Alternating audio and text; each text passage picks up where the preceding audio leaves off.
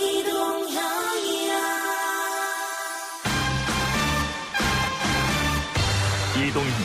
뉴스 정면 승부. 이동형의 뉴스 정면 승부.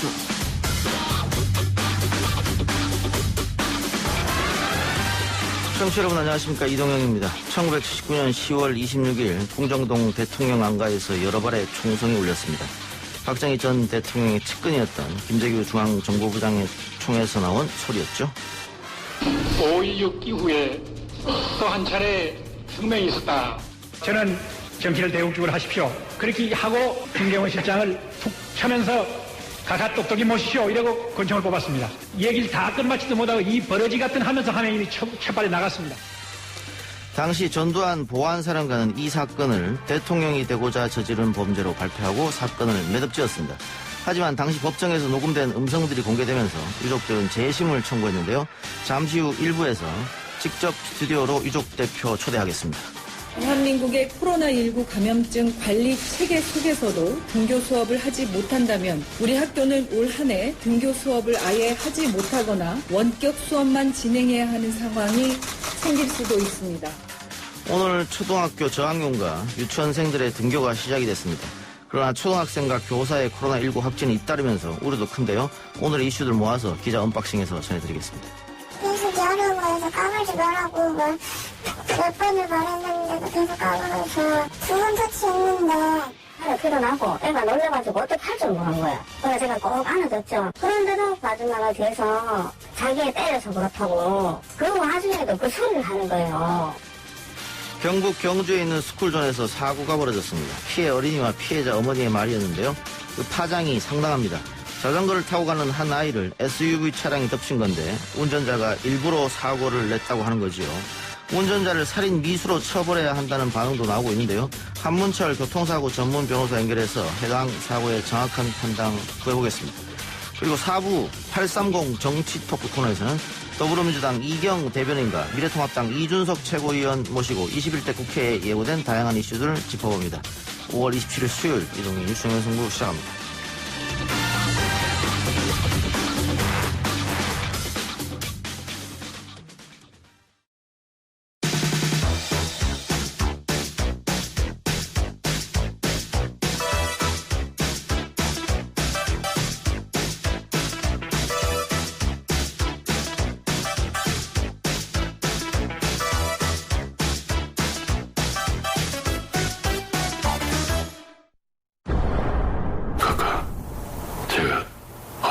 원하십니까? 각각 명령은 안 됩니다. 캄보디아에서는 300만 명도 희생시켰는데 100만, 200만 밀어버린다고 큰일 나겠어요? 각각 정치를 좀 대국적으로 하십시오. 최근 개봉해서 화제가 된 영화 남산의 부장들 예고편 일부를 들려드렸습니다. 1979년 10월 26일 정말 영화의 한 장면처럼 박정희 시대가 막을 내렸죠. 인권 유린과 장기 집권 독재의 일막이 내렸고 바로 뒤이어 신군부의 독재 통치와 광주의 비극이 있었습니다. 그래서 더더욱 11.6을 제대로 이해하고 평가할 수 없었죠.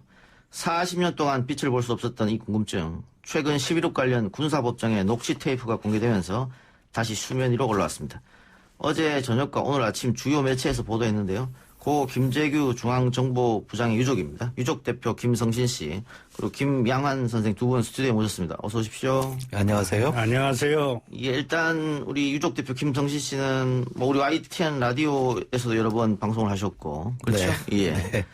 김양환 선생께서는 저희 아버님이십니다. 그리고 네.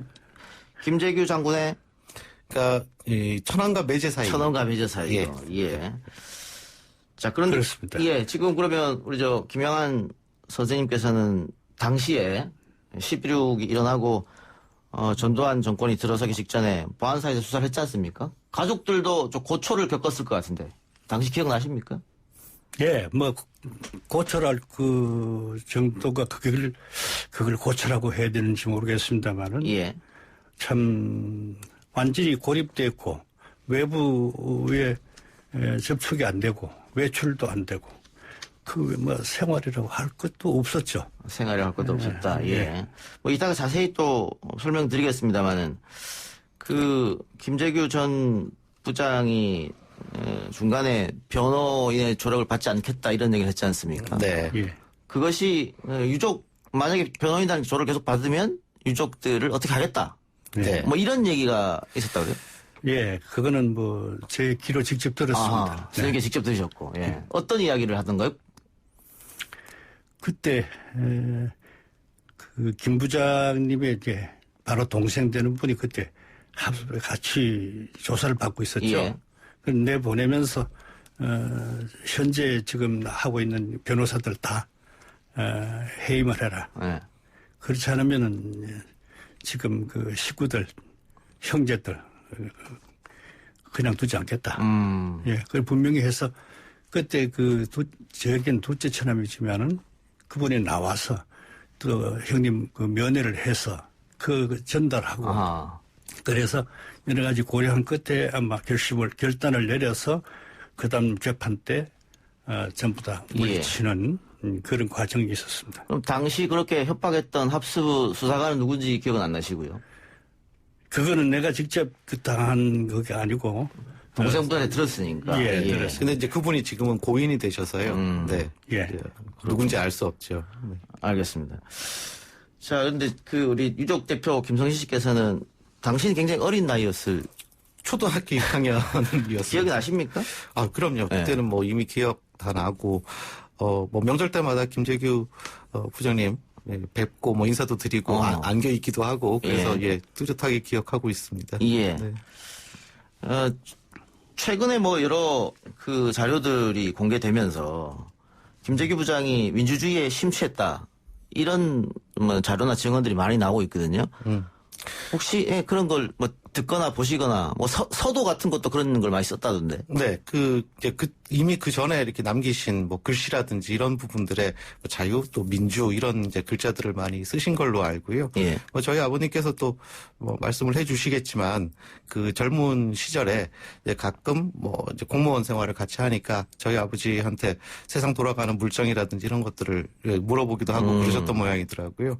그래도 이제 어느 날 두 분이 독대를 하실 때, 이 유신에 대해서 어떻게 생각하느냐, 이렇게 물어보시더랍니다. 근데 이제 그 당시 이제 저희 아버지가 굉장히 젊으시고 또 기계도 있으시니까 그 유신, 한 사람들 다 역사적으로 책임져야 될 것이다, 라고 비판적으로 얘기를 하셨더니, 크레산 주께서 하셨던 이야기가 너도 그렇게 생각하느냐라고 표현을 하셨다.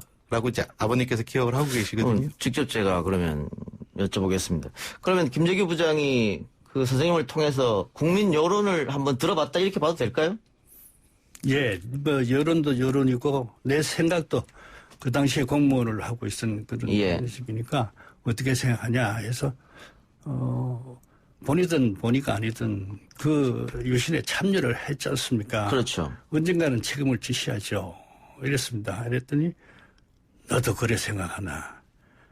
상당히 그 뒤에 저하고 대화가 여러 가지로 좀 있었습니다. 근데 선생님은 그 11.6 이후에 아까 뭐 고출할 것도 없었다고 했습니다만은 공무원 생활도 그만두셨다고요? 예, 그렇습니다. 그거는 위쪽에서 그만두라고 압력이 온 겁니까?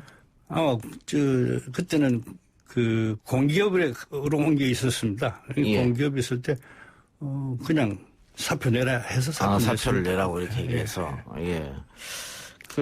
김재규 부장이 11.6 때만 사실은 뭐 이렇게 하려고 했던 게 아니고 그 전에 몇 차례나 준비를 하고 실행에 옮기려고 했었다. 네. 뭐 건설부 장관 임명장 받으러 갈 때는 권총을 풀어놓고 갔다 이런 얘기도 했었는데 혹시 그 부분에서는 들은 이야기가 혹시 있으십니까? 그 당시에는 전혀 그건 못 들으셨고요. 네. 본인만 알고 있었던 거예요, 그러면? 예, 그렇습니다. 뭐 사실 그렇죠. 왜냐하면 그게 오히려 유족들한테 알렸다라면 그게 더 이상하겠습니까? 예, 뭐 그런 일을 계획하시면서 그리고 실제로 11.6 때도 뭐 가족들은 아무도 전혀 알 수 없는 상황에서 그런 일들이 벌어졌던 거죠. 예. 자, 79년 10월 26일 날 사건이 일어났고 이듬해 5월에 이제 사형 집행이 이루어졌습니다. 그러면 이제 40년이 지났는데요. 네. 40년 지나서 재심 청구를 하게 된 계기, 취지를 좀 말씀해 주시기 바랍니다. 저희는 그렇게 생각을 합니다. 40년 동안 어떤 역사적 수준에서의 어떤 논의가 이루어지지 못했다. 12.6이라는 것이 뭐 그저 지금도 이제 새로운 증거가 나왔기 때문에 재심이 법적으로는 가능해진 것이고요. JTBC에서 그 봉지욱 기자가 그 새로운 녹취록, 그 당시 실제 재판이 어떻게 진행되는지에 대한 녹취록을 구하게 되고 그렇게 구한 것을 민변 변호사 님들하고 먼저 상의를 해서 이것이 재심이 가능하겠느냐 검토를 거친 이후에 유족들에게 그 재심 신청이 가능하니 유족이 있어야지만 가능하니 좀 일이 진행되도록 도와달라라는 요청을 받고 이 일이 이렇게 진행이 된 것이거든요. 그래서 저희가 주체라기보다는 어떻게 보면 변호사님들과 그 봉주 기자와 이런 분들이 오히려 더 주체가 됐고 우리가 지금 열심히 조력을 하고 있다. 그 취지가 맞기 때문에 이렇게 보는데요. 그런 그 요청을 받고 나서 들었던 생각은 사실 12.6이라는 것은 대한민국 현대사의 물줄기를 정말 크게 바꾼 그런 역사적인 사건인데 하지만 이 엄청난 역사적 사건을 두고 늘 그러니까 40년째 이게 민주주의를 위한 혁명이었는지 뭐 아니면은 권력을 위한 뭐 말하자면 반역이었는지 설왕설래하고 그런 논의의 수준에서 단 한 발자국도 더 못 나갔다라는 생각이 들더라고요. 근데 이제 역사가 되기 위해서는 역사적 논의가 필요하고 역사적 그 논의의 수준이 필요한 것들인데 이 재심의 과정들을 통해서 우리 국민들이 좀 다시 12.6의 어떤 의미 또 더 나아가서는 뭐 우리가 누리고 사는 민주주의에 대한 가치 이런 것들을 한번 좀 다시 생각해 볼 수 있는 뭐 그런 계기가 될 수 있지 않겠나라는 생각했습니다. 그럼 방금 이야기하신 그 녹취 파일 잠시 듣고 옵시다. 지가 가까 무덤 위에 올랐을 정도로서 지의 도덕관은 아직까지 타락되지는 않습니다. 그렇기 때문에 지가 대통령이 되겠다 하는 생각은 처음부터 한 일이 없습니다. 지가 중앙정보부장으로서 유신 체제를 지탱하는 주역도 한 사람이지만은 저도 보다가 안 되니까 혁명까지 한 겁니다. 예. 그 당시 합수부 보안사령관 전두환 장군의 발표를 보면 대통령이 되려는 망상의 사로잡혀 거사를 일으켰다. 혹은 차지철 경호실장과의 충성 경쟁에서 졌기 때문에 그랬다. 이런 얘기를 했었는데 지금 김재규 당시 부장의 이야기, 재판정에서 이야기는 좀 다른 이야기고요. 근데 지금까지 이 재판장에서 음성이 일부 발췌돼서 나온 적은 있는데 이렇게 풀로 나온 적은 없기 때문에 이제 새로운 그런 녹음 파일이다 보고요. 중요한 건 이런 것 같습니다. 지금 재판 자체에 문제가 좀 있지 않았느냐. 그 문제가 됐다고 하는 파일도 한번 일단 들어보고 이야기를 나눠보시죠. 실장이 자주 김 부장의 의사를 묻지 않고 2, 30. 또 끊어졌어. 그 마이크 접촉 불량인 분이야. 접촉. 체일병. 영웅이. 체포하지. 이게 큰일 났구나. 하는. 시점할 때나 어쨌든 지금은 어떻게 건드릴 수가 없어요. 지금. 예. 보안사에서 아마 비밀리에 녹음한 것 같은데 영웅이네 영웅 이런 말이 등장하고 김재규 부장을 뜻하겠죠. 또 나중에 휴정할 때는 하지 지금은 건드릴 수가 없다라는 얘기도 나옵니다. 이거는 지금 재판 중이니까 어떻게 할 수 없고 휴정할 때 뭐 어떻게 하겠다는 얘기인데 그 쪽지 이야기도 나오거든요. 재판장에게 계속 쪽지가 들어갔다. 이거는 독립적 재판, 상권분립의 정면으로 위배되는 거기 때문에 이런 재판이 있다고 하면 재판은 무효인 것이죠. 그래서 그러면 재심을 해야 되는 거 아니냐 이런 주장이시고. 예, 그렇죠. 지금 그 민변의 변호사님들 이제 이상희 변호사, 이영기 변호사, 또 조영선 변호사 이제 이분들이 세밀하게 지금 이 법리적인 검토들을 다 했거든요. 그래서 지금 말씀하신 대로 이때 재판 그 자체가 뭐 가려 쪽지가 날아왔다고 하더라도 이것이 말하자면 증거로서 인정이 되게 되면 그 당시 재판 자체가 그렇죠. 말하자면 그 정당성을 얻을 수가 없게 되는 것이죠. 그 재심의 그 신청 이유가 되는 겁니다. 가장 중요한 이유가 될 수 있고. 그렇죠. 아버님께서는 그 당시 재판 과정에 좀 방청을 하셨습니까? 저는 방청은 안 하셨고요. 근데 이 녹취록을 보면 김재규 부장이 자신이 왜 이런 일을 벌였는지에 대해서 정당성에 대해서 이야기합니다. 뭐 민주주의 이야기하면 그 재판관이 계속 말려요. 그 말 하지 말라고 이렇게. 네. 그것도 아마 어디서 듣고 그렇게 한 게 아닌가 이런 생각도 드는데 어떻습니까? 그렇죠. 예, 뭐 당연히 뭐 어떤 외압이라든지 뭐 이런 부분들이 있지 않을까. 그리고 또 지금 이번 녹취록을 이렇게 다시 쭉 풀어서 들어보게 되면 가령 뭐 유신에 대한 부분이라든지 그러니까 가령 부마항쟁이라든지 이런 부분들에서 그 당시 이제 박정희 대통령이 어떤 식의 발언을 했는지 이런 부분들을 통해서 이제 적극적으로 변론을 해야 되는 그런 내용들인데 가장 중요한 내용들이 나올 때마다 말하자면 이 11.6의 정당성이라는 부분들을 표현하려고 할 때마다 그 모든 것들이 다 가려막혔다라는 것을 이번 녹취록을 통해서 확인을 할 수가 있었습니다. 예. 근데 그 당시 재판에서 김재규 부장만 뭐 형장의 예술로 사라진 게 아니고 박홍주 대령, 박선호 가장, 뭐 이규주, 유성옥, 뭐 비서, 운전수 이런 분들 다 사형당했단 말이죠. 혹시 이 유족분들하고는 어떻게 만남이라든가 뭐 교류가 있습니까? 사실 그 당시에 굉장히 많이 트라우마들을 다 가지고 계셨던 거죠. 모든 유족들이. 그래서 저희가 이제 직접적으로 연락을 할 수 있을 만큼 그렇게 활발하게 교류가 되고 있지는 못했고요. 예. 그러니까 김재규 부장님의 부인께서 그 유족들의 자녀분들에게 뭐 장학금이라든지 이런 것들을 몰래 전달을 했던 것으로 이제 알고 있습니다. 뭐 그런 정도의 교류이고요. 뭐 활발하게 저희가 만나서 뭘 어떻게 해보자라는 것들은 없고 오히려 지금 이번 재심 신청을 계기로 해서 유족분들이 좀 만날 수 있는 계기가 되지 않을까라는 생각이 듭니다. 그분들 명예 회복도 필요한 일일 수 있으니까요. 네. 예. 그 김재규 부장 그 묘에 가면 묘비가 이게 정으로 막 다 쪼아져 있고 그러지 않습니까? 예. 아버님 보셨죠 그런 거? 예. 그거 보면 어떤 생각 드세요?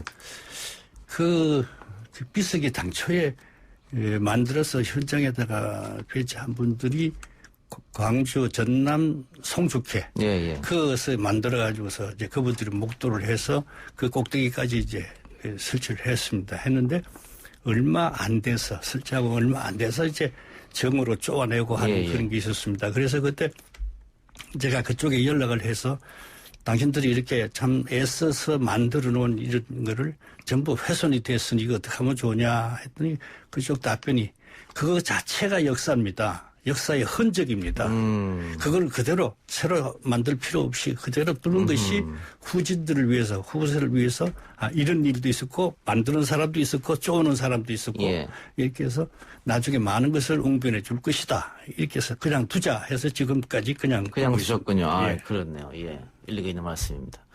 근데 지금 뭐 김재규 장군에 대한 재평가 이런 말이 몇 년 전부터 나오고 있습니다. 그래서 최근이죠. 김재규 전 부장이 몸담았던 사단에 그 원래는 사진이 다 내려가 있었는데 또 이번에 다 올라왔다고요 다시. 네. 예. 그 이런 사회적 분위기 약간 바뀐 사회적 분위기는 유족 대표로서는 고무적인 일일 수 있을 것 같아요. 그렇죠. 물론 좋은 일이기는 한데요. 저희는 그런 이렇게 재평가라든지 명예회복이라든지 사실 그런 말은 쓰고 싶지는 않습니다. 그러니까 그거보다는 역사적인 어떤 이 민주주의에 대한 가치를 생각할 수 있는 하나의 계기로서 계속 지속적인 논의가 되는 것이 더 바람직하지 않나라는 생각은 하고 있습니다. 예. 아버지 생각 어떠십니까? 그런 보람도 있지만은 이제 저 개인적으로는 그렇습니다. 나이가 이제 살 만큼 살았는데 반역자, 내란 수괴자의 가족으로서 두고 싶지 않다. 뭔가 이게 정당한 재판을 받아서 정당한 판결을 받아서 그렇게 좀 잠시라도 좀 살다가 갔으면 좋겠다 하는 그런 욕심이 있습니다. 예. 어쨌든 김재규 부장이 사람을 2명을 살해한 건 사실이니까요. 그렇죠. 근데 그런 걸 떠나서 내란 수괴 반란자 이런 멍해를 짊어쓰고 잘못된 판결에 어쨌든 지금 봤을 때는 그렇기 때문에 제대로 된 판결을 했을 때 어떤 평가가 내려지냐는 걸 한번 받아보고 싶다. 이 말씀이죠, 선생님께서는. 예. 알겠습니다. 두 분 마지막으로 한마디씩만 듣고 마무리하도록 하겠습니다. 이번 재판 재심이 갖는 의미랄까요? 아니면 새로운 증거가 나왔던 의미랄까요? 어떻게 선생님부터 말씀해 주시겠습니까? 네. 지금까지 이제 관례를 보면은 이런 사건의 그 재심이 받아져서 다시 판결할 때까지 상당한 시간이 걸려왔습니다. 지금까지는.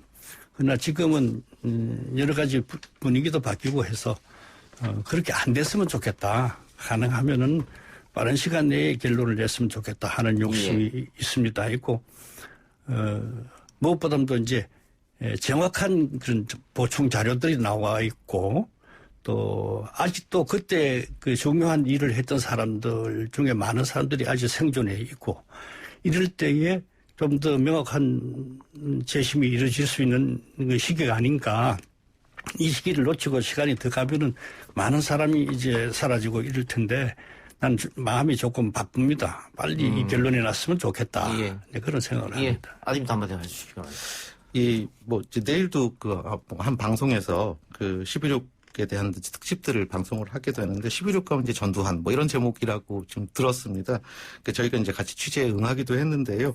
11.6 이후에 전개된 그리고 지금까지도 계속 전개되고 있는 이 대한민국 민주주의의 지난한 과정이라든지 이러한 부분들에 대해서 우리가 한 번쯤 이렇게 곱씹어보고 성찰해 볼 수 있는 그런 계기로서 이 11.6 재심이 받아들여지면 더없이 좋겠다. 이렇게 이쪽 입장에서는 말씀을 드리고 싶습니다. 알겠습니다. 또 새로운 결과가 나오면 두 분 다시 한번 모시도록 약속드리고요. 오늘 수고 많았습니다. 네, 감사합니다. 감사합니다.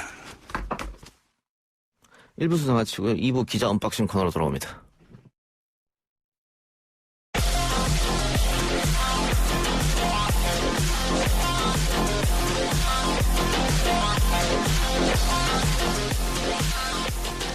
YTN 라디오 이동의 뉴스 정면승부 2부 시작합니다. 오늘 나온 뉴스들을 언박싱해드리는 기자 언박싱. 오늘은 아주경제 김태현 기자 나왔습니다. 어서 오십시오. 안녕하십니까. 김태현입니다. 예, 며칠 또 10명대로 줄어들었던 코로나 확진자가 오늘 40명대로 늘어났습니다. 특히 부천 쿠팡 물류센터에서 시작된 코로나19 피해가 커지고 있어요.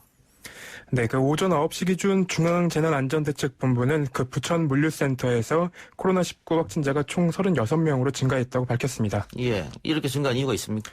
네, 일단 중대부는 부천 물류센터의 경우에는 이태원 클럽 사건 초기부터 확진자가 발생을 했는데 기본적인 수칙이 제대로 준수되지 않은 것으로 보인다고 조심스럽게 추정을 했습니다. 예. 그래서 중대부는 부천 종합운동장에 이제 긴급히 임시 선별진료소를 설치한 상태고요. 의료 인력도 총 62명 지원했습니다. 예. 중대부는 3,600명에 달하는 해당 물류센터 전 직원에 대한 검사를 추진하고 있는 상황입니다. 예. 그래서 부천시가 사회적 거리두기로 다시 돌아간다 이렇게 한 것 같은데. 네. 지금 또 고등학교에서도 확진자가 나오고 있습니다. 네, 대구 수성구에 위치한 오성고등학교 고3 학생 한 명이 코로나19의 확진 판정을 받아서요. 등교가 중지됐습니다. 대구교육청은 해당 지역에 있는 5개 학교에 대해 등교 수업을 중지하고요. 원격 수업으로 전환을 한 상태입니다. 예, 이렇게 돼서 학부모들이 이렇게 하면 계약 하나만 한 거 아니냐. 다시 연장해달라. 이렇게 얘기하고 있는데 교육부 입장은 어때요? 네, 학부모님들 걱정이 이만저만이 아닐 것 같은데요. 유은혜 교육부 장관이 오늘 이제 입장을 발표했습니다. 교육부가 질병관리본부와 긴밀히 협의해서 지역 감염 상황을 실시간으로 확인하고 선제적 조치를 하고 있다고 밝혔는데요. 시도교육청에 이제 코로나19 방역 당국과 신속히 협의하고 교육부와 상황을 공유해달라고 당부했습니다. 예, 정치권 이야기로 넘어가 봅시다. 어제 뉴스인가요? 여야 원구성이 11대 7로 협의가 됐다. 이런 얘기가 있었는데, 오늘 윤호중 사무총장이 18개 상임위원장 자리를 다 갖겠다. 이렇게 또 나오는 모양이네요. 네, 강력한 워딩인데요. 절대 과반 의석을 가진 정당인 민주당이 상임위원장 전석을 갖고 책임있게 국회를 운영하는 것이 민주주의 원리에 맞는 것이라고 밝혔습니다. 예. 국회법상으로는 투표를 하는 거니까요. 네. 그렇게 되면 민주당이 다 가져가겠죠. 네. 예. 그런데 이게 DJ 정부 때부터인가요? 이렇게 하면 너무 싸우니까 네. 나눠 갖자 이렇게 해서 그때 이후로 관례처럼 된 건데 네.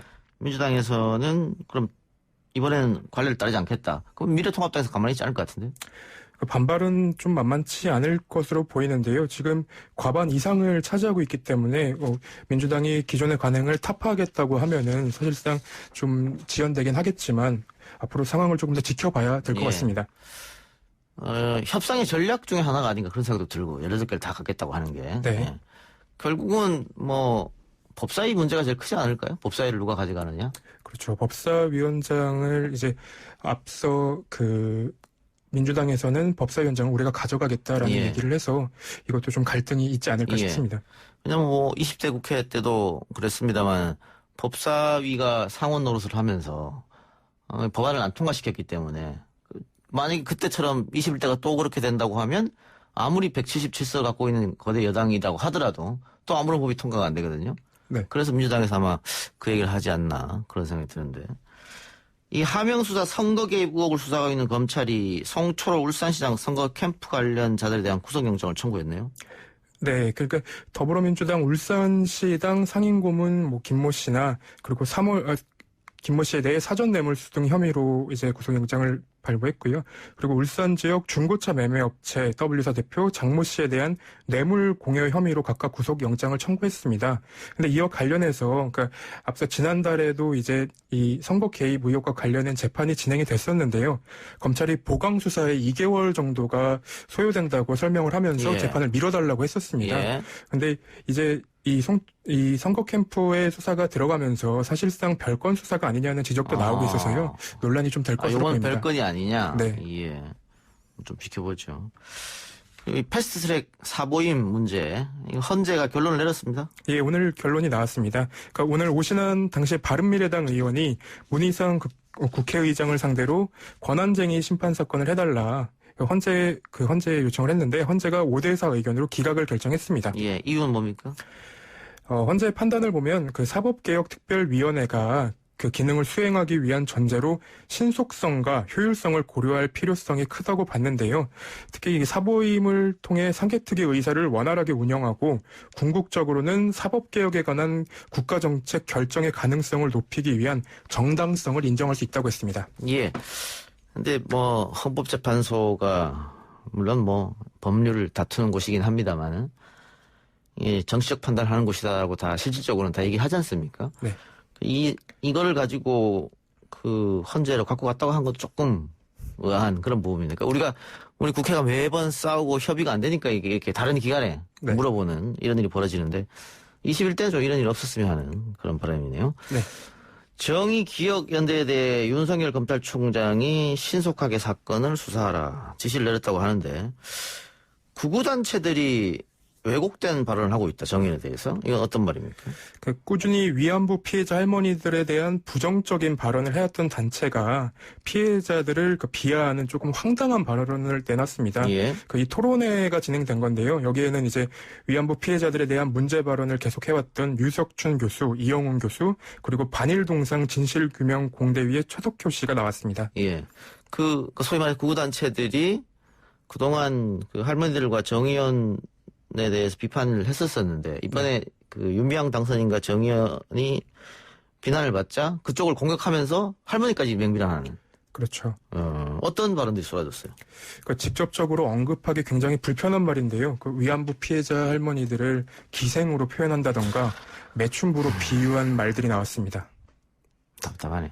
네, 답답하죠. 예, 그래요. 자, 어쨌든 윤미향 당선자 논란은 계속 일고 있고 최근 여론조사 한 것도 보면은 많은 국민들이 국회의장을 내려놔야 된다 이런 생각을 갖고 있는 것 같은데 이 부분에 대해서는 어떻게 보십니까? 이제 저희도 추가적인 취재에 들어갔는데요. 일단 의혹 자체를 제기하는 것은 가능하지만 그 30년이 넘는 시간 동안 위안부 피해자 할머니들 켜온 정의연의 활동 자체를 폄훼하는 것을 좀 멈춰야 한다고 생각을 합니다. 예, 좀 구분해서 볼 필요가 있을 것 같은데. 네. 예. 의혹 제기는 의혹 제기이고 또 아직 검찰 수사 결과가 나오지 않았으니까. 다만 그 30년 했던 노력이나 봉사라든가 이 부분은 또 나눠가지고 인정해줄 건 인정해줘야 되는데 지금 그냥 싸잡아서 비판하고 있다 이 말씀이죠. 그렇죠. 그러니까 지금 정의연이나 아니면 윤미향 당선자가 할머니에 대한 어떤 발언을 내놓으면 그 극우단체들이 당연히 원하는 그림이기 때문에 그분들이 추가적으로 발언을 하기는 조금 어려워 보이고요. 예. 이제 저희가 지켜보는 입장에서 조금 더 좀 마음을 가라앉히고 지켜볼 필요가 있다라는 말씀 드리고 싶습니다. 하나만 더 살펴보죠. 정강훈 목사의 교회가 철거될 것 같다. 이건 어떤 얘기입니까? 네, 명도 소송에서 성북구 장이동 장이 19역 재개발조합이 승소하면서 이제 교회 강제 철거가 가능해진 건데요. 예. 명도 소송이라는 게 부동산의 권리자가 점유자를 상대로 이제 점유 이전을 구하는 소송입니다. 예. 이게 문제가 됐던 게 재개발 조합 측에 높은 보상금을 요구하면서 정강훈 목사와 그 교회가 알박기 논란을 좀 가져오면서 논란됐었습니다. 예, 근데 소송에서 패했기 때문에 강제 철거될 가능성도 있다. 네, 그렇습니다. 알겠습니다. 오늘 이야기 여기까지 듣죠. 지금까지 아주경제 김태현 기자였습니다.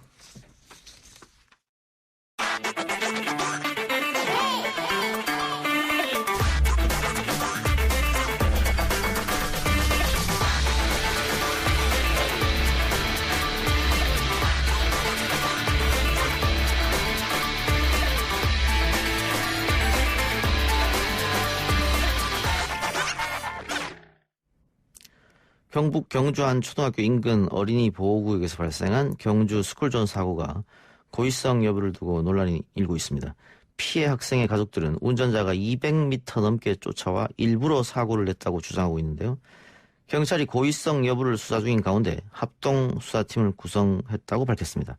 이번 사고 어떻게 봐야 하는지 교통사고 전문 변호사 한문철 변호사 연결하겠습니다. 변호사님 나와 계십니까? 네, 안녕하세요. 오랜만입니다. 예, 오랜만입니다. 네, 잘 계시죠? 예, 그럼요. 예.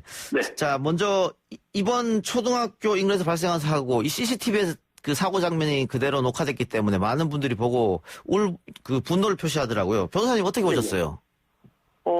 처음에는 저는 이 영상을 좀 뒤늦게 봤는데요. 예. 뭐 경주 스쿨존 사고, 뭐 살인 미수 그런 내용들이 SNS에 있길래 예. 나중에 찾아보고 그리고 뉴스도 봤는데 처음에 그 옆에서 찍은 영상만 볼 때는 저 차가 더 일부러 박았나 일부러 넘어갔나 그렇게도 볼 수 있겠네 예. 그런 생각을 했습니다만은 근데 제가 볼 때는 일부러라는 생각은 안 들고요. 예.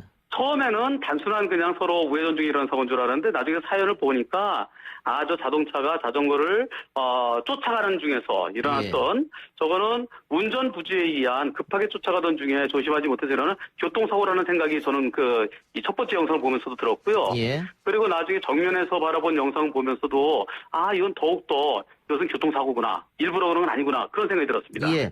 그러니까 이 사건 결을 보면 지금 가해자의 딸이 예. 그 피해자 아동에게 뭐 이렇게 폭력을 당했다. 그랬는데 사과하지 않고 자전거를 타고 도주를 하길래 가해자죠 어머니가 쫓아갔다 이거지 않습니까? 예. 그런데 변호사님은 그 쫓아가는 게 고의로 들이받은 건 아니고 쫓아가다 보니 이게 다치게 됐다 이 말씀이지 않습니까? 그렇죠. 예. 우선 쫓아가는데 5살짜리 딸아이가 9살짜리 그 초등학생한테 뭐 어느 정도인지 모르겠어요. 예. 그게 뭐 어깨를 한번 민 건지 때린 건지 모르겠지만 그리고 5살짜리 울고 있었는지 엄마한테 잃는 정도인지 모르겠는데 예. 엄마가 그걸 보고 너 왜 그러니 그러는데 애가 그냥 자전거 타고 가니까 쫓아간 것으로 그렇게 여겨집니다. 그럴 때는 그 어린 딸이 놀이터에서 울고 있거나 막고 있으면 그걸 보면 엄마로서는 그 이유를 알기 위해서 그 가는 애를 갖다 잡아서 붙잡고 세워놓고 왜 그런 일을 추궁하고 싶어 할 거예요. 예. 누구나 다 부모 입장에서는. 예. 근데 아이가 계속 도망가니까 어떻게 쟤를 찾아야 되겠구나, 잡아야 되겠구나. 그 쫓아가는 과정에서 좀 급했죠. 그러다 보니까 자전거 속도에 따라가다가 속도가 빨라졌고 우회전하는 과정에서 우회전은 더 조심했을 텐데 그러지 못해서 일어나는 사고로 그렇게 보여집니다. 예. 그 CCTV 영상을 봤을 때 변호사님께서는 이거는 고의적으로 접촉은 아니고 쫓아가다 부딪힌 거다 이렇게 판단하셨는데 예. 그 접촉 사고가 일어나고 그 가해자가 내리고 나서 그 피해자 아이에게 뭐 다가가서 구호 조치를 하거나 이런 게 없이 오히려 혼냈다 이런 이야기 있어서 그러면 고의가 아니냐 이런 또 여론이 있는 것 같습니다. 우선 그거는요. 내릴 때까지도 화가 나 있는 상태죠, 엄마는. 예. 엄마는 화가 나서 너 왜 그러니? 라고 하고서 그 다음에 이제 상황이 얘가 좀 다치지 않았나? 그건 이제 뭐 아직까지는 아무런 얘기가 없죠. 우선 그 우회전하는 과정에서 자전거를 타겟하면서 일부러 들이받았냐? 거기에 대해서는 빠르게 우회전하다 보면은 차가 원심력에서 바깥으로 밀릴 수 있습니다. 밀리다 보니까 반대쪽으로 핸들을 꺾게 되고 그 과정에서 자전거랑 부딪히게 됐고요. 그 자전거랑 부딪히면서 그때 브레이크를 잡아서 그 자전거랑 부딪히면서 핸들 다시 반대로 꺾습니다. 예. 만약에 일부러 그랬으면 더 밀어붙이죠. 자, 그러면요. 그래서 그건 고의가 아닌 것으로 보여지고요. 고의가 아니라면은 고의가 아니라면 살인 미수는 당연히 어렵겠고요. 그렇죠? 그리고 설령 일부러 자전거 들이받았다 손 치더라도 저걸로 애를 죽이겠다는 사람이 어디 있습니까? 살인 미수가 되려고 그러면 합당한 살인의 동기가 있고 원인이 있어야 될 텐데요. 그래서 이것은 결국은 특수상해냐, 자동차를 이용해서 일부러 그 어린이를 초등학생을 공격한 거냐, 아니면 교통사고냐, 둘 중에 하나입니다. 특수사고냐, 교통사고냐. 네. 그런데 그 구역이 어린이 보호구역이라고 해가지고 그러면 민식이법이 적용되는 거 아니냐 속도가 만약에 높다면 이런 얘기가 있습니다. 속도와 무관하죠. 아직도 언론에서 30km 이상이면 30km 초과했으면 민식이법 들어가는데 속도와는 전혀 무관합니다. 그렇습니까? 속도가 시속 10km 같더라도 운전자가 잘못했으면 그것은 민식이법이에요. 그렇습니까? 네, 우회전하면서 천천히 돌았어야 되는데 왜 급하게 돌다가 예. 차를 제어하지 못하고 그 앞에 자전거 가고 있다는 걸 뻔히 알면서 대한민국의 경찰은 자전거를 탄 어린이도 민식이법으로 그렇게 보고 있는데요. 예. 그럼 어린이가 앞에 가는 걸 내 앞에 가고 있는 걸 알면서도 우회전할 때 조심하지 못했어. 조심하지 못한 거. 그것 때문에 아이가 다쳤으니까 이것은 민식이법이죠. 속도가 전혀 무관합니다. 전혀. 아, 이거 어쨌든 그럼 이건 민식이법이 적용될 가능성이 있다 이 말씀이네요. 민식이법이죠. 적용될 가능성이 있는 게 아니라. 예. 그러면은 그러니까 여기서요. 민식이법이라는 것은 일부러 그랬을 때는 특수상해죄가 되는 거고요. 예. 위험한 물건이 자동차를 이용해서 사람을 들이받았으니까. 예. 그렇다고 그러면은 민식이법이 아니라 특수상해죄가 되는 거고. 예. 운전 중에 일어난 부주의로 인한 사고가 되면 민식이법이 되는 거고요. 그러면 특수상해나 민식이법이나 이 둘 중에 하나. 예, 되겠네요. 알겠습니다. 예. 그 특수상해와 민식이법 처벌은 어느 게 더 큽니까? 아무래도 특수상해죄가 더 높겠죠. 특수상해죄가 우선 죄질이 나쁘니까 일부러 들이받았다 그러면 특수상해죄는 1년에서 10년까지 징역형만 있고 벌금형이 없습니다. 예. 민식이법은 1년에서 15년까지 징역형 또는 500만 원에서 3천만 원의 벌금형이 있어요. 예. 그래서 한쪽은 벌금형이 있고 한쪽은 없다는 거. 어차피 가정주부는 공무원 될 거 아니니까 공무원 되지 않으면은 굳이 그 벌금형이나 집행유예냐 그게 별 차이가 없는데요. 예. 하지만 일부러 들이받은 것하고 우회전 중에 일어나는 우발적인 사고하고는 전혀 그 처벌의 정도가 달라지죠. 근데 어쨌든 만약 일부러 그랬으면은 일부러 해서 구속 가능성도 있고요. 나중에 실형 가능성도 있죠. 하지만 운전 중에 일어나는 운전 중 조심해서 조심하지 못해서 일어나는 사고라 그러면 이제 500만 원에서 3천만 원 사이니까 한 500만 원 그 정도의 벌금형에 처해지지 않을까 싶습니다. 예. 근데 아무래도 이게 이 CCTV를 본 국민들의 분노라는 게 있기 때문에 경찰이 그 여론을 또 신경 쓰지 않을 수가 없을 것 같긴 한데요. 경찰에서 여론대로 조사하는 건 아니죠. 그건 아니지만 말이죠. 그럼요. 이거는 CCTV가 있고 또 양쪽 말도 듣고 예. 피해자 측에서는 일부러 그랬다라고 얘기하지만은 엄마 얘기도 들어봐야죠. 도대체 왜 그랬는지. 예. 그럼 쫓아가던 과정에서 우리 아이가 맞고서 울고 있으면은 부모 누구라도 쫓아갈 수 있는 거거든요. 멈추라는데 그냥 계속 가면은 쫓아갈 수 있는 거고요. 그리고 고의로 보이지는 않습니다. 그리고 이제 내려서 왜 아이한테 당황스러워갖고 빨리 119 부르고 애를 안고 그랬어야 되는 거 아니냐 그러는데 외상으로 겉으로 봤을 때 어디가 피가 철철 흐른다든가 어디가 부러졌다든가 그 정도는 아닌 것 같으니까 일단은 차에서 내렸을 때 내가 화가 나 있는 상태고 좀 이따 자전거를 이렇게 세워주면서 그러면서 좀 누그러지면서 상황을 파악할 때 그때는 이미 다른 사람이 119로 신고를 한 상태가 아닐까 저는 그렇게 그냥 혼자 생각을 해봅니다. 알겠습니다. 민식이법 이야기 나왔으니까 하나만 더요. 최근에 네네. 민식이법이 너무 과한 거 아니냐 이런 주장이 변호사님도 들어보셨죠? 예. 거기에 대해서는 어떻게 생각하십니까? 민식이법의 처벌이 과하다는 것은 제가 얘기하는 거죠. 언론에서 다들 민식이법 아주 훌륭한 법이다. 근데 한문철 변호사가 민식이법은 아주 무서운 법이라고 마치 공포를 조장하고 있다. 이렇게 얘기를 하는데요. 예. 민식이법 취지는 참 좋습니다. 예. 매우 훌륭하죠. 예. 어린이를 보호하기 위해서. 그런데 처벌의 정도가 다른 경우에 비해서 예를 들어서 내가 100% 잘못한 신호위반 사고라든가 중앙선 침범 사고라든가 인도 침범 사고라든가 이런 것에 비해서 민식이법이 현실적으로 벌금이 한 10배 정도 높아졌어요. 그런데 어린이 잘못이 훨씬 더 큰 경우도 있어요. 예. 근데 그것은 벌금은 그렇다 치고요. 만약에 이제 운 나쁘면 어린이가 넘어지면서 시속 한 10이나 15로 가다가도 어린이가 넘어지면서 인도턱에 머리를 붙여서 사망할 수가 있습니다. 사망사고 되면 벌금형이 없고 오로지 3년 이상의 징역밖에 없어요. 그렇게 되면 공무원, 교사, 그리고 변호사 이런 분들은 공공기관 직원들 직장을 그만둬야 됩니다.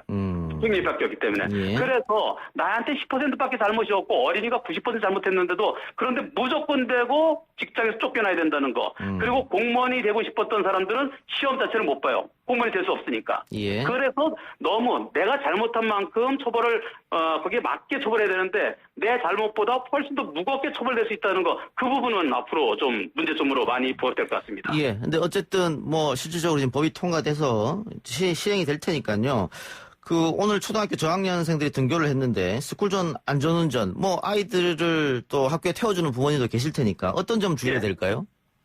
우선 가장 중요한 거는요. 민식이법에 의해서 어린이 보호구에서 사고 나면 예전보다 처벌이 무척 높아졌습니다. 예. 그래서 조심.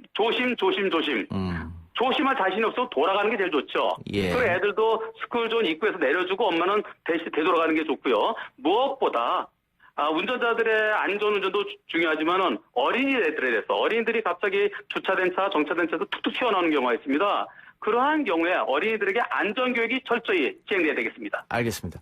변호사님 지금 그 생방 중에 저희랑 인터뷰 하신다고요? 그럼요. 지금 유튜브에서 저도 생방하고 있죠. 예. 예, 감사하고요. 예. 다음에 따로 한번 뵙겠습니다. 네, 고맙습니다. 예, 오늘도 감사합니다. 네, 고맙습니다. 예, 지금까지 교통사고 전문 변호사죠. 한문철 변호사였습니다. 1, 2부 순서 마치고요. 저는 뉴스 듣고 6시 10분에 3부로 찾아옵니다. 글쎄 안 들려 들을 뉴스 없어 아무 뉴스도 귀에 들어오지 않아 듣고 또 들어도 들을 뉴스 없어 만드는 게 이 프로야 이동영의 뉴스 정면승부 YTN 라디오 이동영의 뉴스 정면승부 3부 시작합니다. 미중 갈등의 핵으로 떠오른 홍콩 국가보안법이 중국 전국인민대표대회 마지막 날인 내일 표결에 붙여집니다. 압도적인 지지로 통과될 것으로 전망이 되는데요. 이런 가운데 트럼프 미 대통령은 주말 전에 매우 강력한 무언가를 발표할 것이라고 예고했습니다. 미중 간의 대립이 더욱 격해질 것으로 보이는데 한동대 국제지역학과 박원곤 교수와 관련한 이야기 나눠보겠습니다. 교수님 나와 계십니까? 예, 안녕하세요. 예. 자, 먼저 표결을 앞두고 있는 홍콩 국가보안법 어떤 법입니까? 예를 들어서 설명을 하면은 좋을 것 같은데요. 예. 지난해 9월에 홍콩 축구 경기장에서 중국 국가대표팀이랑 이란의 카타르 월드컵 아시아 예선전이 벌어진 적이 있습니다. 예. 경기에 앞서서 중국 국가가 연주됐는데 상당수의 홍콩 시민들이 등을 돌리고 야유를 보냈거든요. 근데 앞으로 이런 모습들을 보이면 처벌이 된다는 거죠. 예, 그렇군요. 예, 그래서 지금 22일 날 개막한 아까 잠깐 말씀하신 전국인민대표대회 중국에서 지금 진행이 되고 있는데요. 거기에서 홍콩 이 국가보안법 초안을 공개했습니다. 예. 내용을 간단히 말씀드리면 홍콩 내 국가 분열, 국가 정권을 전복하는 행위, 테러 활동 그런 것들에 대해서 처벌한다라고 돼 있고요. 하나 좀 우려가 되는 상황이 중국 정부가 국가안보 관련 기구를 홍콩에 만들겠다. 예. 그리고 홍콩 행정장관은 이걸 보고를 해야 된다라는 겁니다. 예. 몇 가지 다시 예를 들면 예를 들어서 중국 국기를 불태우거나 중국 본토 기업과 은행에 화염병을 던지고 반중국 구호를 외치고 하면 최장 30년까지도 징역형에 처할 수 있는 아주 강력한 법안이죠. 근데 그러면 이게 홍콩 시민들은 당연히 반발할 것 같은데요? 아주 강력하게 반발을 하고 있습니다. 이미 반발이 시작이 됐고요. 2003년에도 이 비슷한 시도를 중국이 한번 한 적이 있었는데 그때도 한 50만 명의 홍콩 시민들이 반대해서 지금 취소가 된 그런 적이 있었죠. 예. 근데 지금 행정장관을 직선제로 하게 해달라, 홍콩 시민들의 요구인데 지금 오히려 이런 국가보안법을 제정하겠다고 하면 이 홍콩과 중국 갈등은 더더욱 강해질 것 같네요. 예, 그렇습니다. 근데 방금 말씀하신 그런 이유 때문에 중국은 더 강력하게 몰아붙이는 거죠. 예. 그러니까 이른바 우리가 많이 요즘 얘기하는 일국양제. 예. 하나의 국가 두 개의 체제가 지금 중국과 홍콩 간의 관계 아닙니까? 예. 그러니까 예를 들어 중국 안에 홍콩이 있는데 홍콩의 체제 자체는 인정을 해준다. 예. 대신에 외교와 국방은 중국이 책임진다. 그러니까 내치는 홍콩인이 알아서 하고 외치는 지금 중국이 좀 책임을 진다 하는데 지금 말씀드린 국가보안법 같은 경우에는 홍콩의 내치에 이제 문제를 제기하는 거죠. 예. 근데 이렇게 될 수밖에 없는 게 지금 말씀하신 지금 작년에 한참 홍콩 시위가 있지 않았습니까? 거기에 정확하게 행정장관과 입법위원회 직선제, 홍콩 자치권한테 사실상 민주주의 요구를 한 거죠. 그렇죠. 중국에는 여전히 중국 공산당 일당 체제인데 그걸 받아들일 수 없는 상황입니다. 이것을 받아들이면 공산당 지도부의 커다란 정치적 위협이 되고요. 시진핑 체제 자체에 대한 국내 정치적 도전이 돼버리는 거죠. 예.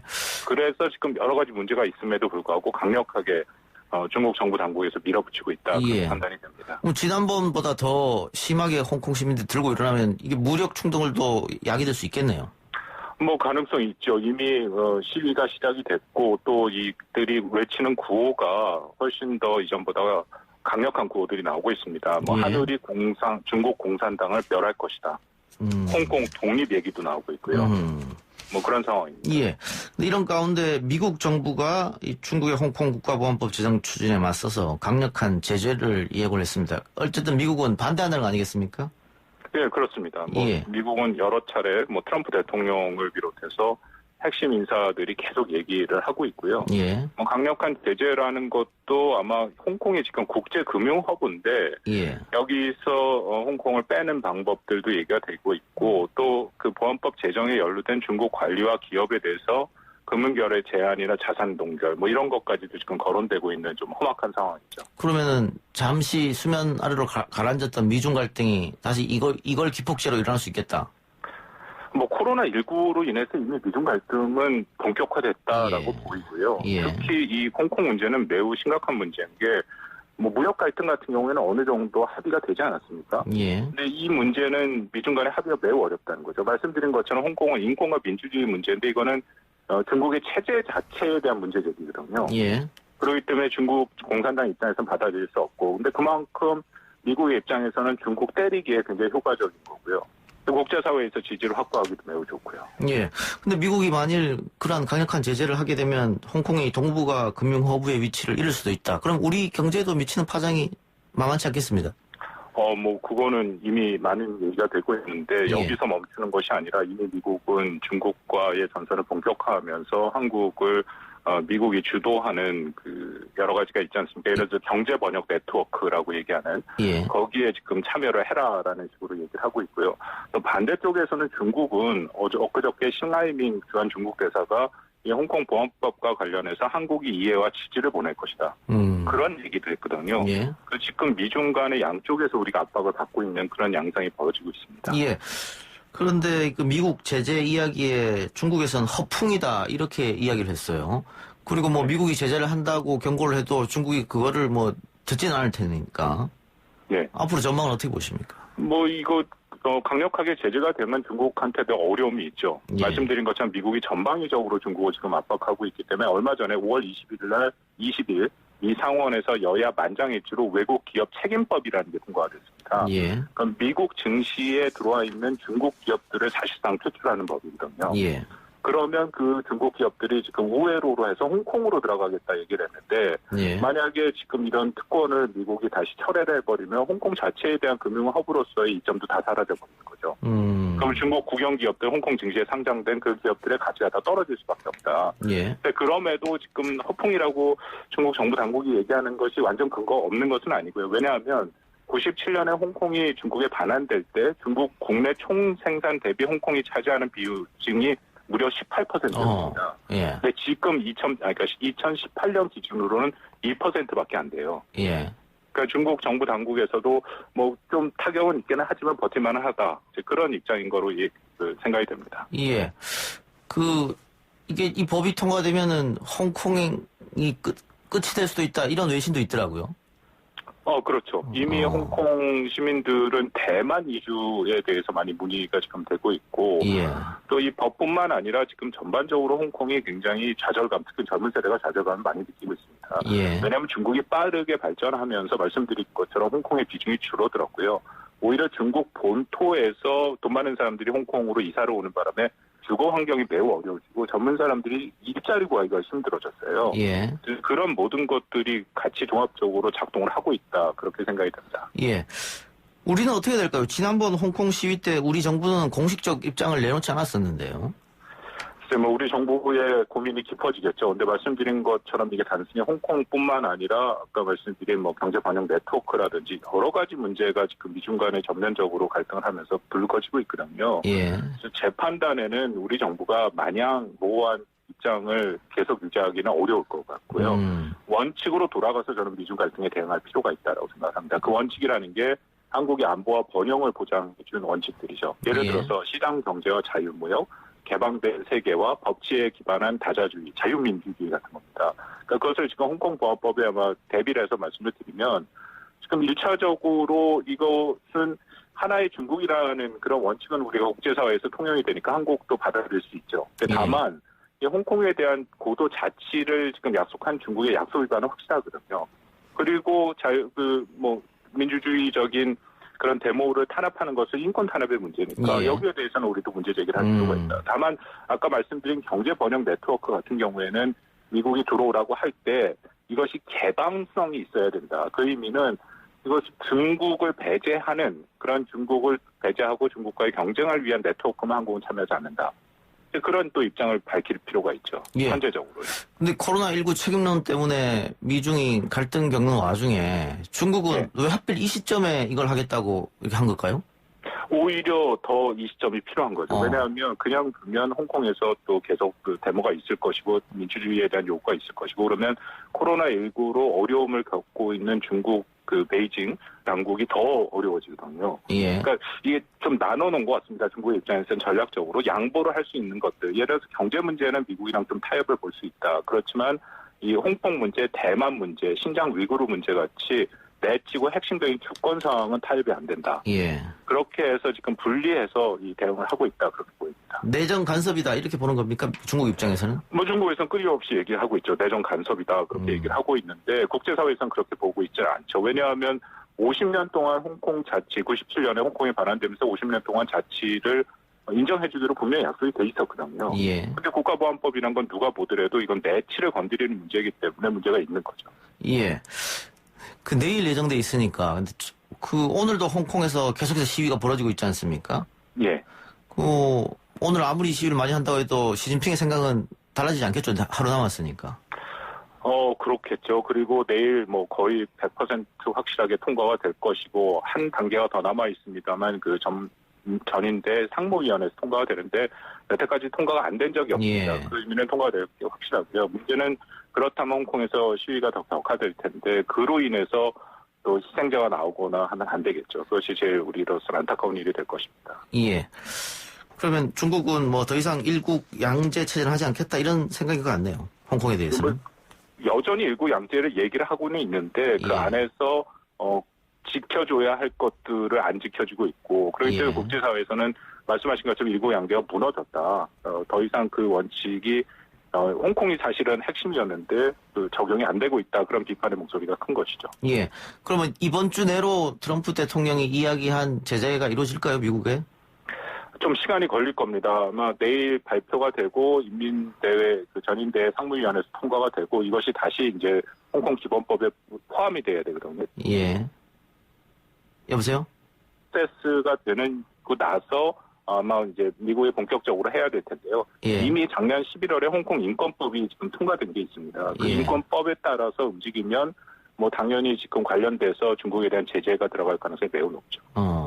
근데 뭐 중국 입장에서 홍콩뿐만이 아니고 대만 문제도 쉬운 문제는 아니잖아요. 대만에서도 일국 양제 하지 않겠다 이런 얘기를 했기 때문에. 대만 문제가 중국의 입장에서는 훨씬 심각한 문제죠. 예. 그들의 입장에서는 가장 사활적 이해라고 얘기를 하고 이것은 민족 통일의 문제라고 얘기를 하고 근데 말씀하신 것처럼 차이잉원 대만 총통이 이제 이 길을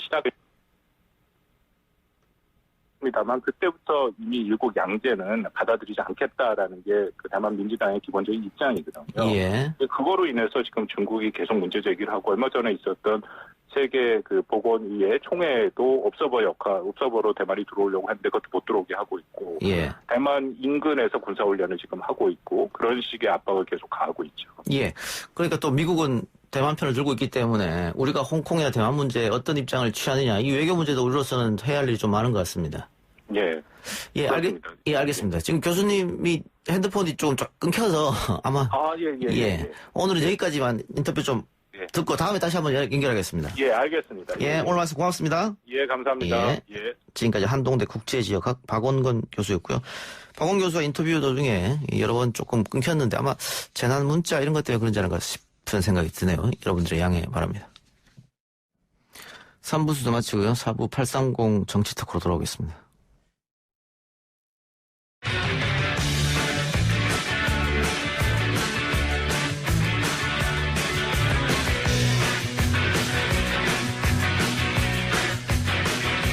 YTN 라디오 이동의 뉴스 정면 승부 4부 시작합니다. 이번에는 젊은 정치인들의 생각을 들어보는 시간입니다.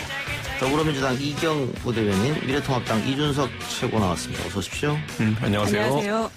자, 윤미향 당선인 논란부터 이야기해봐야 될 텐데요. 일단 두 분은 이 할머니 기자회견 어떻게 보셨습니까? 먼저 이준석 최고, 현장에 있었다고요? 저는 마침 대구에 일정이 있어서 갔는데 2시에 기자회견이 있다 그래서 그냥 참관하러 갔었습니다. 그런데 사실 저도 언론을 통해 가지고 이용수 할머니의 증언들이나 이런 것들을 계속 접하고 있었지만은 가장 궁금했던 거는 실제로 이용수 할머니가 어떤 톤으로 어떤 심정으로 이걸 전달하고 있는지를 보고 싶었는데 가서 보니까 굉장히 진실된 모습이었다. 그리고 혹자가 제기하는 것처럼 누가 할머니에게 뭔가 대신 써주고 그걸 바탕으로 해서 조종하고 있다 이런 느낌은 전혀 받지 못했습니다. 그러니까 할머니가 자유롭게 발언하고 행사하는 것에 대해서 주변에서 어떤 시그널을 보내는 사람도 없었고 조언을 하는 사람도 없었고 그렇기 때문에 그런 부분은 억측일 것이다. 저는 현장에 가봤기 때문에 확신합니다. 구구 시민단체 사람들이 할머니 옆에 있었다, 경호를 했다 이런 얘기도 있던데요. 그게 누군지 밝혀야죠, 그러면은. 그러니까 극우 시민단체라 하는 분들이라고 하는데 실제 그 도움을 주시는 분들 중에서 내가 더불어민주당 당원이다라고 밝힌 분도 있고, 그러니까 당비를 내는 이제 책임당원이라는 얘기를 하신 분도 있고, 거기에 계신 분들 중에 보면은 과거에 대구시장 임대윤 후보 캠프에서 활동하셨다는 분도 있고, 이렇기 때문에 저는 그런 부분이 있어가지고, 캠프인지 지지자 정도 성격으로 계셨던 분도 있어가지고, 저는 어떤 당파색이 들어간 어떤 기자회견은 저는 아니었다. 이걸 확신하고 있습니다.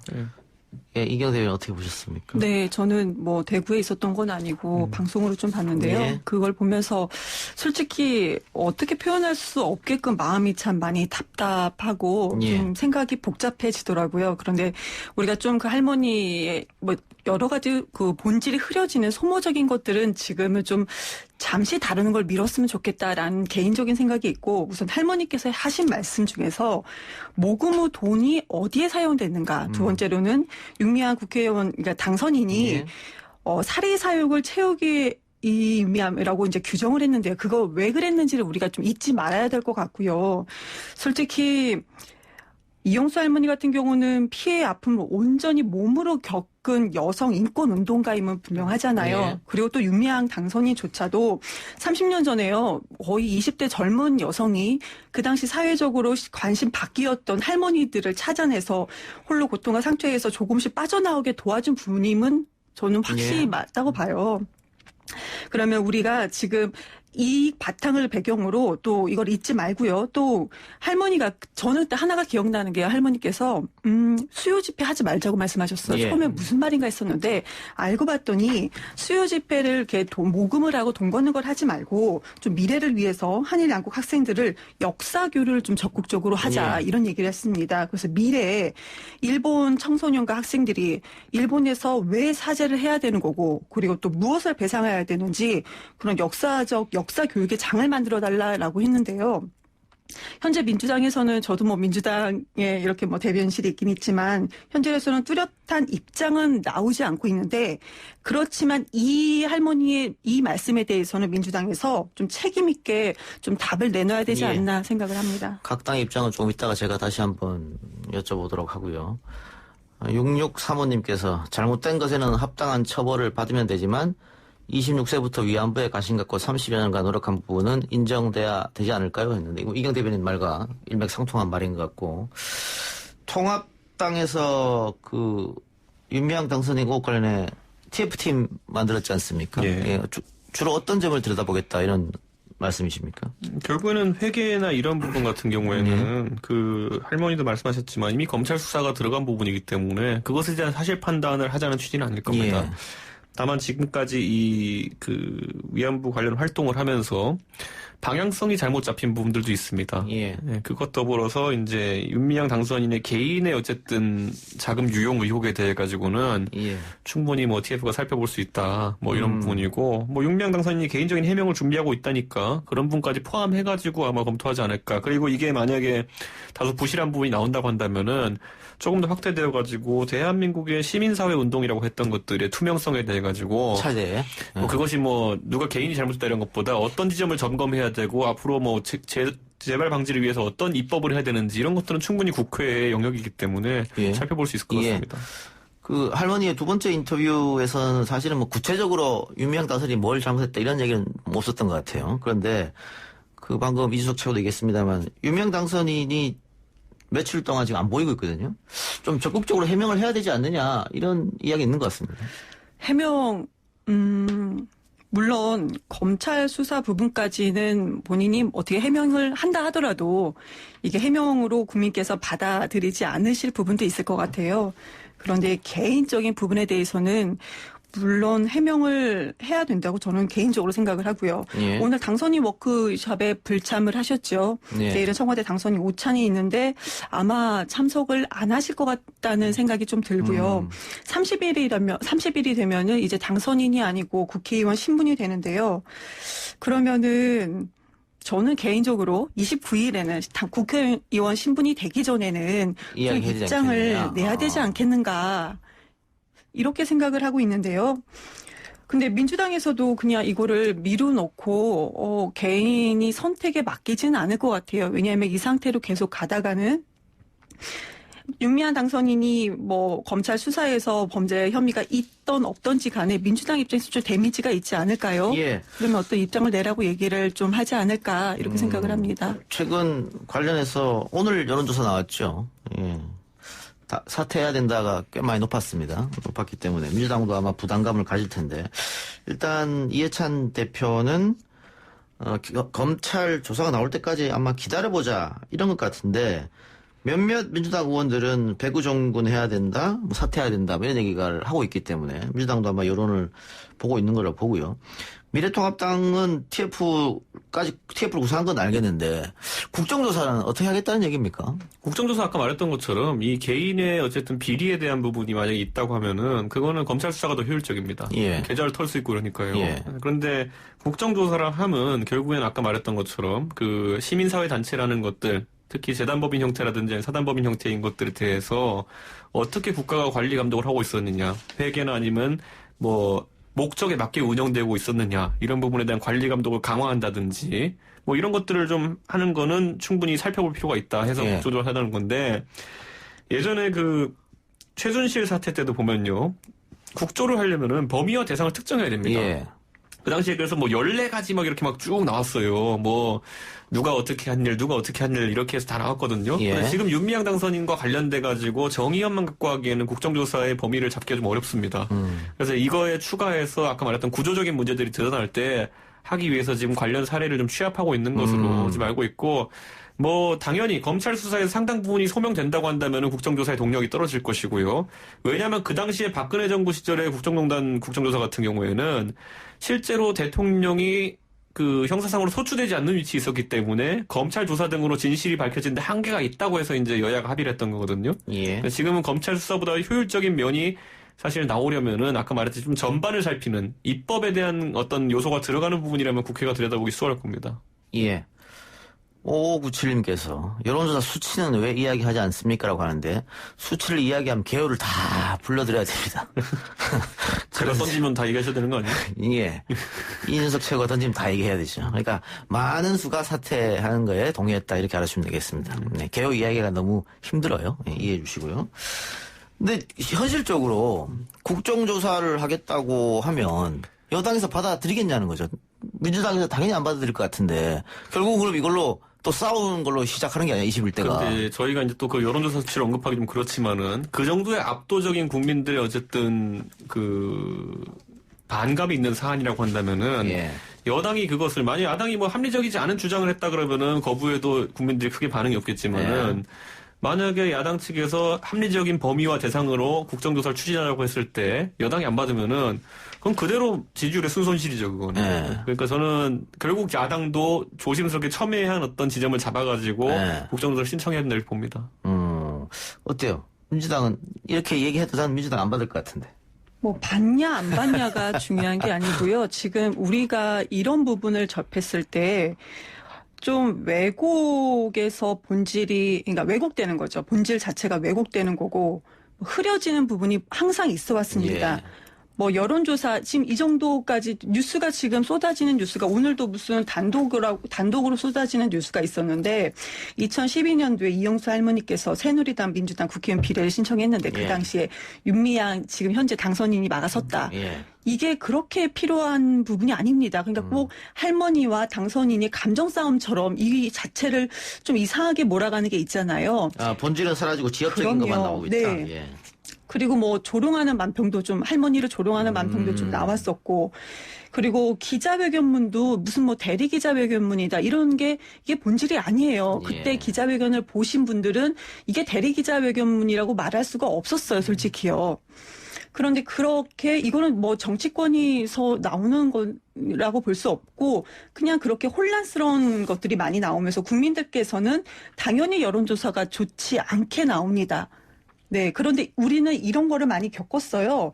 그럼 여론조사 좋지 않게 나오고 그럼 당사자는 대응할 수 없게 되고 그럼 국민들께서 저 사람 또 해먹었구나 이렇게 판단할 수 있는 여분이 엄청나게 많게 되는 거죠. 그러면은 본질은 흐려지고 그냥 공방만 남게 되지 않나.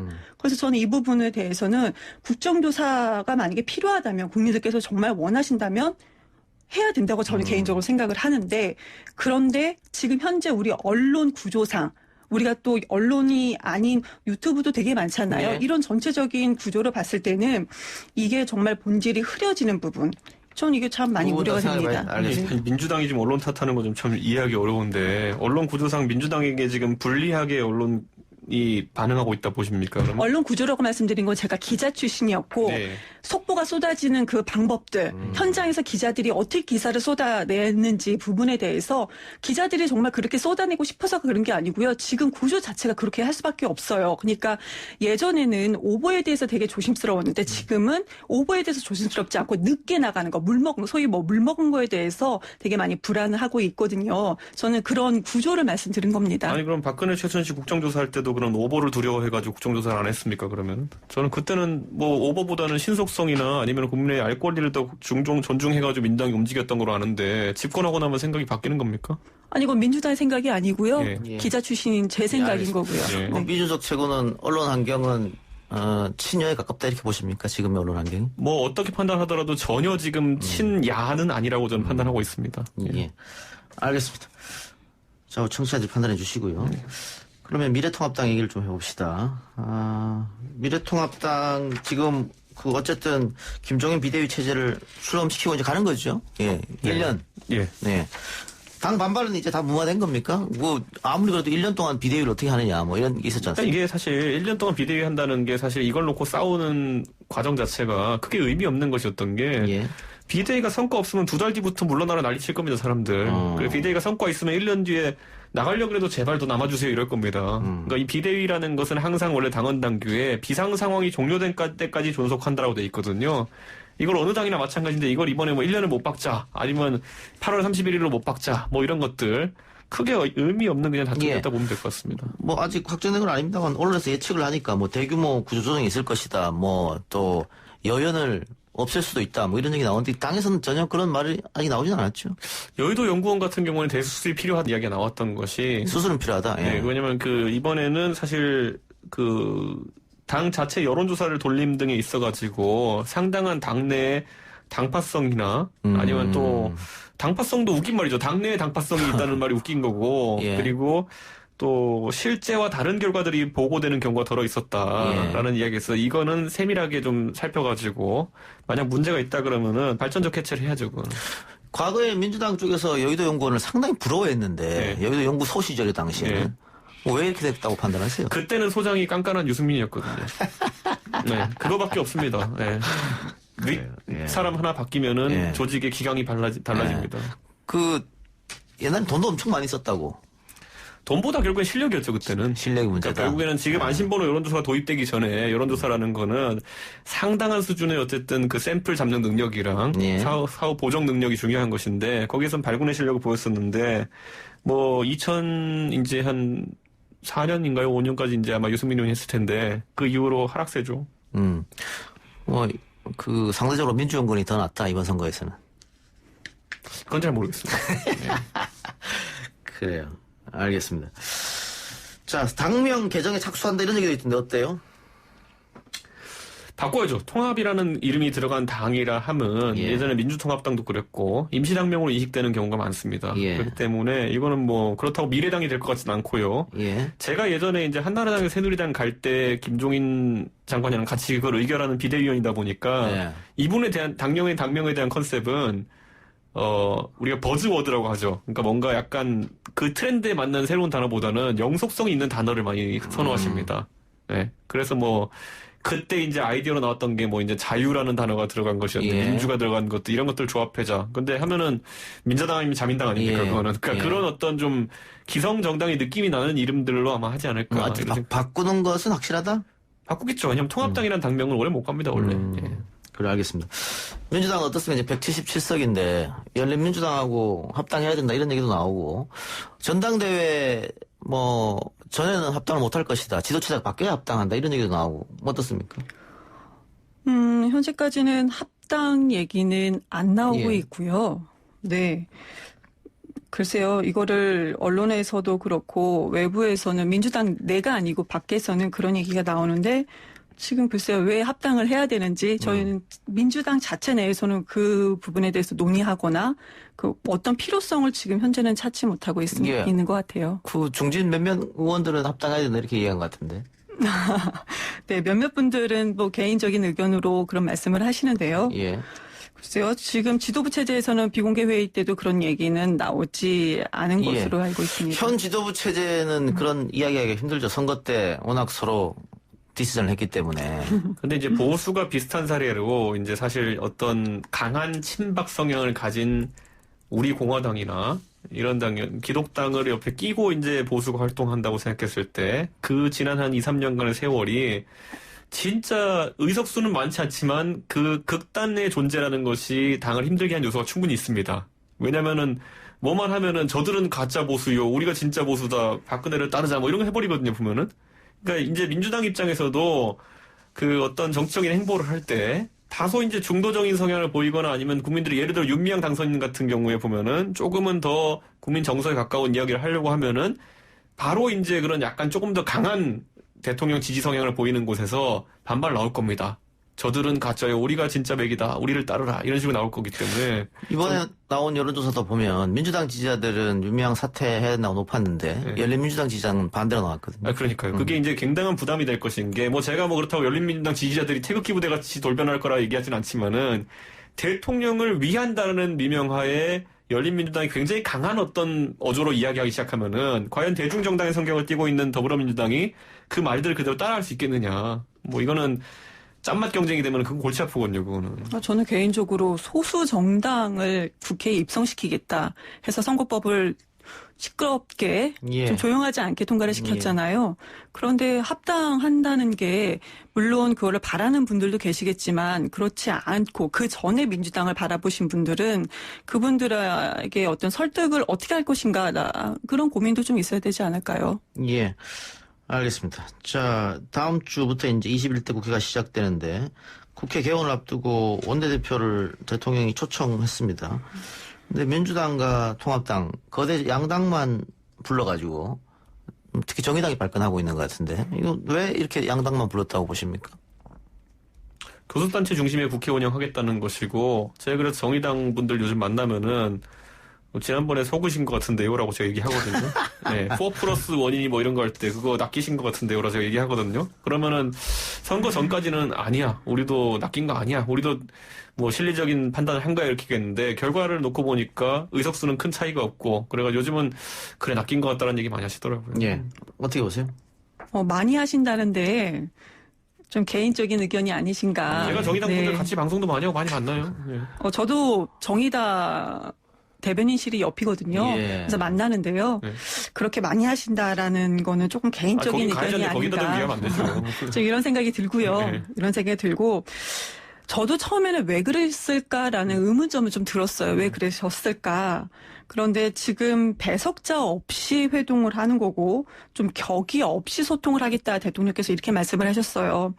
근데 왜 우리나라가 이제 전 세계적으로 우리나라뿐만 아니고 전 세계적으로 코로나 이전과 이후는 다르다고 하잖아요. 이제는 21대 국회에서는 적극적으로 제1야당의 협조가 엄청 필요할 때라고 우리는 생각을 하고 있습니다.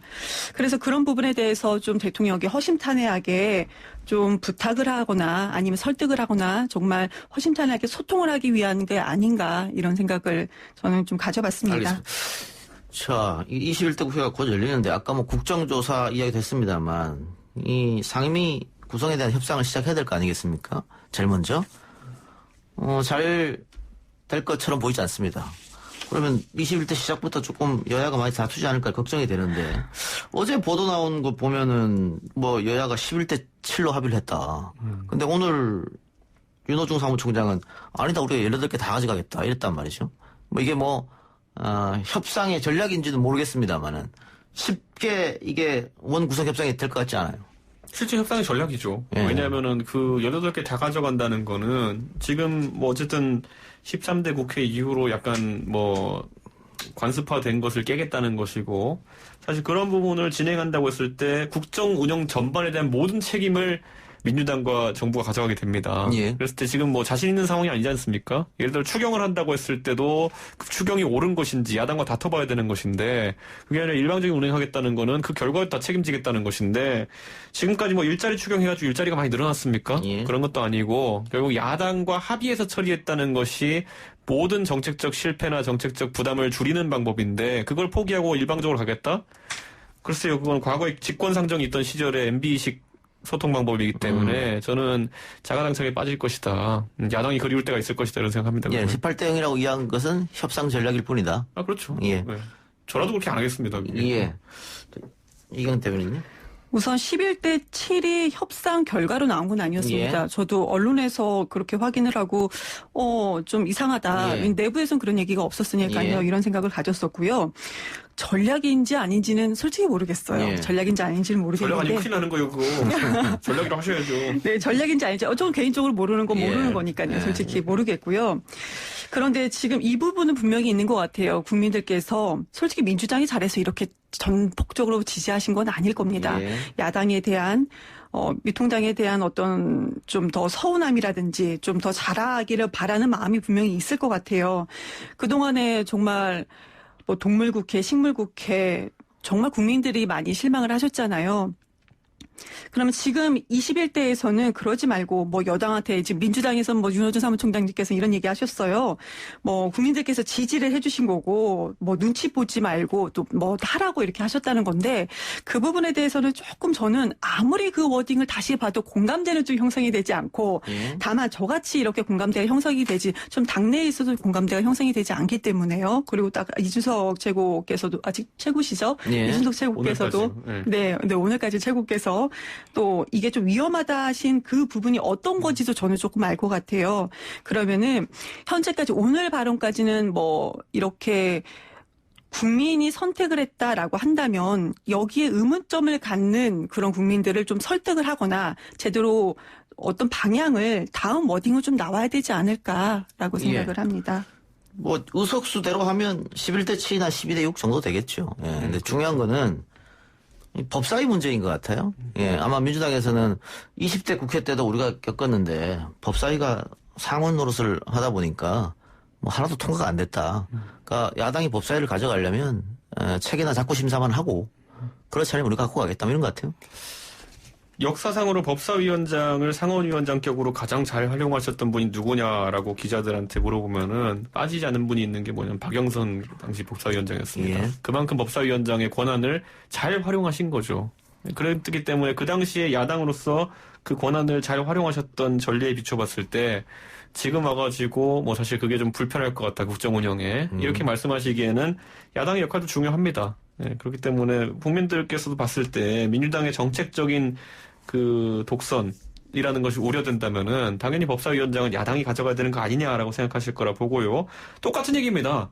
앞으로의 모든 경제 정책이라든지 규제 철폐 이런 것들 개혁 정책이라고 일컫는 것들에 대해서 여당이 무한한 자신감이 있으면은 진짜 법사위원장도 가져가 보라는 겁니다. 왜냐하면 야당의 견제 역할의 핵심이라는 것이 일부 상임위를 가져가고 법사위원장을 통해서 사실상 한 번 더 스크리닝하는 그런 단계를 두는 것인데 이걸 포기하고 일방적으로 갔을 때 모든 대한민국 국정에 대한 책임은 여당과 정부가 지게 됩니다. 근데 그게 과연 좋은 것일까는 민주당이 스스로 감당할 수 있으면 해보십시오. 그거는. 예. 이경 대변인 시간에서 좀 30초만. 네.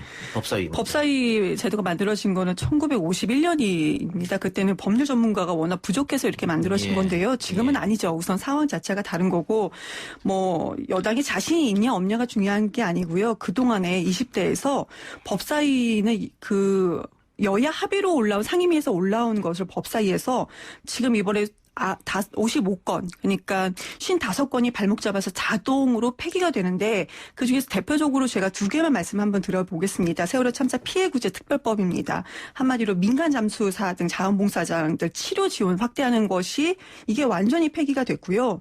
그리고 1970년대에서 80년대 인권 유린 당했던 부산 형제복지원 사건 진상규명, 가해자 처벌 이 법안 자체가 완전히 폐기가 됐습니다. 예. 네. 하여튼 그러한 이유 때문에 여당이 말하는 개혁이 항상 옳은 건지는요. 그래. 선거제도 개혁만 보다 알고 있습니다. 이 주제 합시다 두 분. 오늘 말씀 고맙습니다. 오늘 방송은 여기서 마치고 저는 내일 이 시간 다시 돌아옵니다.